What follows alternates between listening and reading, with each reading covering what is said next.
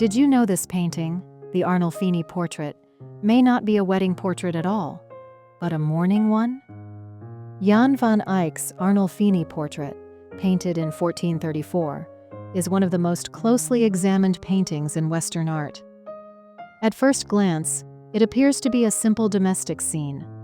A wealthy man and woman, hand in hand, surrounded by luxurious objects. But peer closer, and a different story begins to unfold. This 32 by 24-inch masterpiece might in fact be a portrait of grief. Traditionally, it has been seen as a wedding portrait of Giovanni Arnolfini and his bride. But there's a problem. The timeline doesn't add up. Giovanni's first wife, Costanza Trenta, died a year before this painting was completed. His second marriage took place years later. So, who is the woman in green? A compelling theory suggests this is not a celebration of union, but a tribute to loss.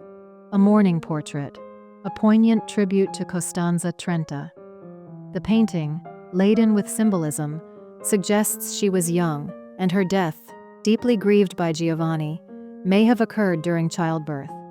It is theorized that Jan van Eyck, the artist, was present at the Arnolfini residence during Costanza's untimely passing, interrupting the original commission.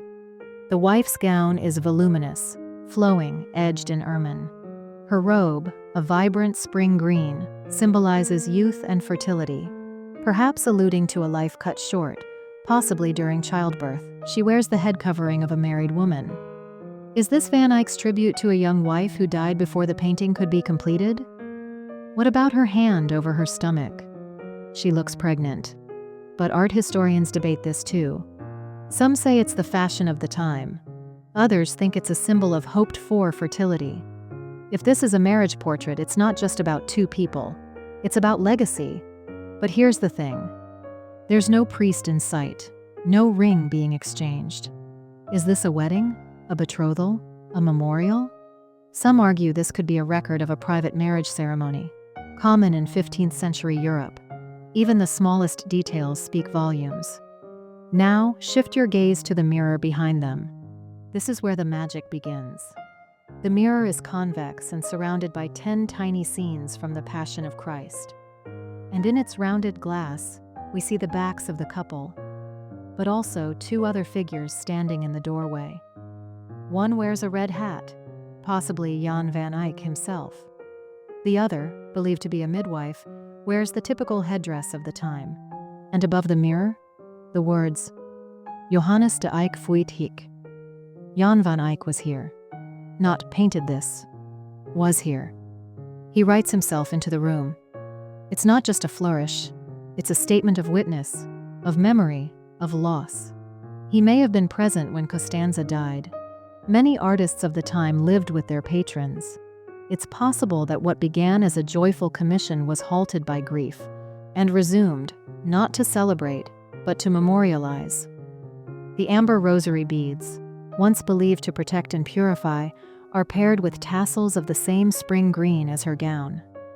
In the Middle Ages, amber symbolized loneliness, nostalgia, and mourning. The newness of the tassels may signify a recent loss. The beads, hanging centrally and painted with exquisite care, suggest deep personal significance.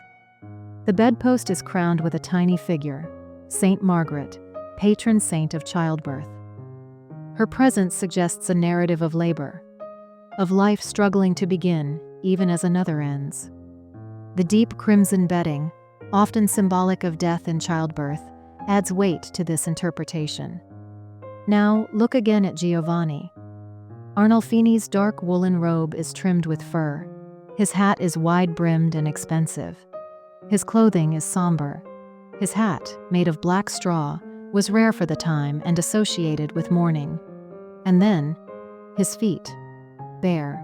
In medieval portraiture, bare feet were unusual and symbolic.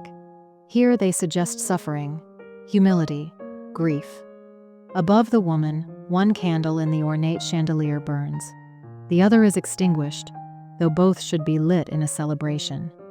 Her flame is gone. His remains.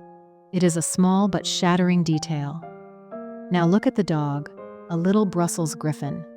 sitting obediently between them. Is this a symbol of fidelity? A sign of affection? Or perhaps another marker of wealth?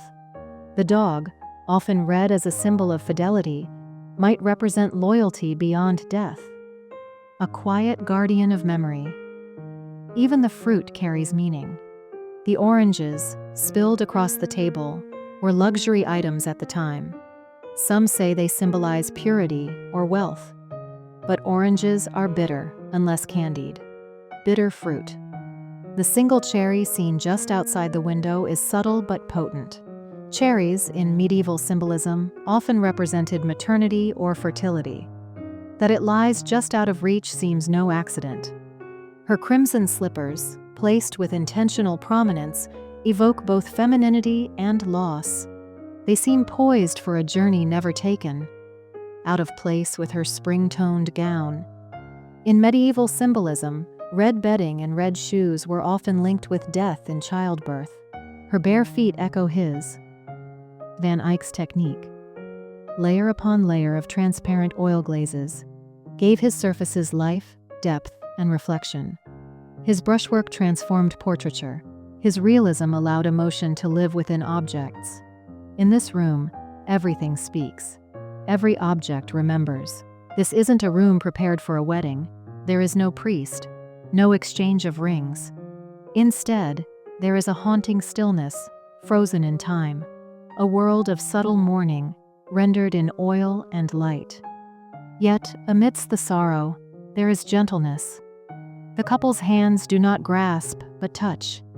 His hand is lifted in blessing or surrender, her palm open, vulnerable, accepting. This painting invites us to slow down, to look deeper. Every object is a clue. Every glance is a story. The Arnolfini Portrait is not merely a record of wealth or matrimony. It's something more enduring, more tender, a layered narrative of love, death, and remembrance, a silent elegy. And so it endures, not just as a masterpiece of technique, but as a love story turned requiem, whispered through time in oil and light. If you enjoy our contents, please like and subscribe to our channel, and we hope you continue to support real art made by real human artists.